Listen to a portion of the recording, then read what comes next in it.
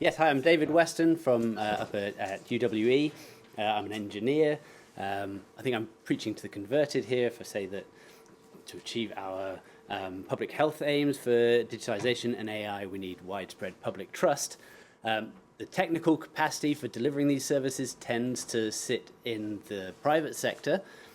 Profit-led companies can achieve high levels of trustworthiness, but arguably for AI and to achieve our public health aims, we need near universal public trust, as close as we can get, otherwise people will disengage from these services.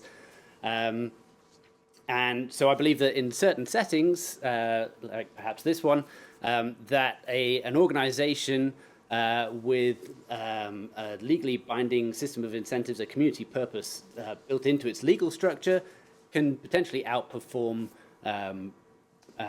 profit-led companies. So if you want to control how something is done, you should try and control why it is done. There are examples of this in care homes and in examples like Sirona delivering outpatient services in our NHS, but as far as I'm aware, this model isn't being adopted for machine learning in health services. So that's something I'm planning to try, give healthcare AI a kick in the back end. Please come and talk to me if you're interested in discussing the promise or why that's a bad idea. Let me know.